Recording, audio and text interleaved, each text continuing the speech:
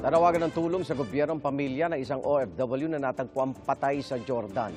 Ang suspect, minor de edad na anak ng kanyang katrabaho.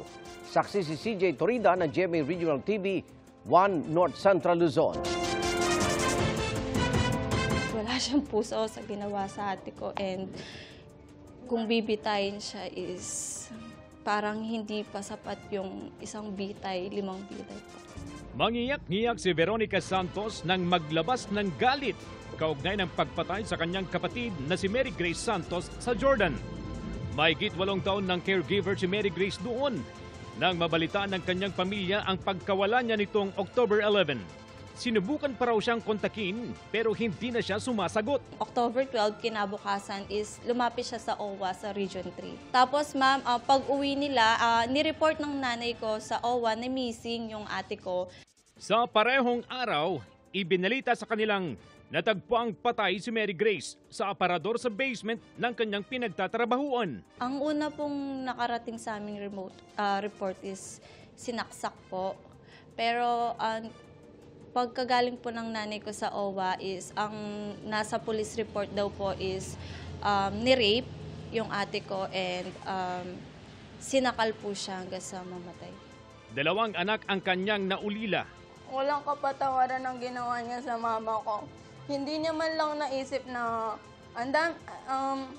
meron siyang mga anak na binubuhay. Yung masakit ma'am kasi lumayo siya para sustento niya yung mga pamangkin ko. Panganay po niya is 16 years old, may congenital heart disease po.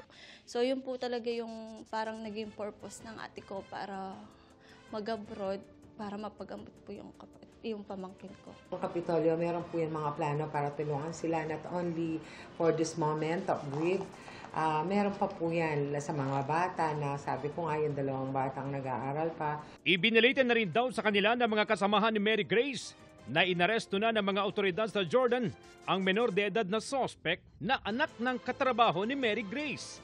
Matagal na umano itong may gusto sa biktima. Ang po niya is parang bibitayin daw po. Pero since nga po minor, maghihintay pa po ng 2 years. Anak daw po ng hardinero ng boss ng ate ko. Kaya po nandun siya ma'am, hindi po kasi pumasok yung tatay niya. So parang siya yung naging substitute. Nanawagan naman ng tulong sa gobyerno ang ina ni Mary Grace para mapabilis ang proseso ng pag-uwi ng kanyang mga labi sa Pilipinas. Inaasahang maiuuwi ang labi ni Mary Grace sa Sabado ayon sa OWA. Para sa GMA Regional TV, 1 North Central Luzon at GMA Integrated News, ako si CJ Torida, ang inyong saksi. Mga kaibigan, samahan niyo kaming saksiyan ng mga balita. Mag-subscribe sa GMA Integrated News sa YouTube. Para sa mga kapuso abroad, samahan niyo kami sa GMA Pinoy TV at sa www.gmanews.tv.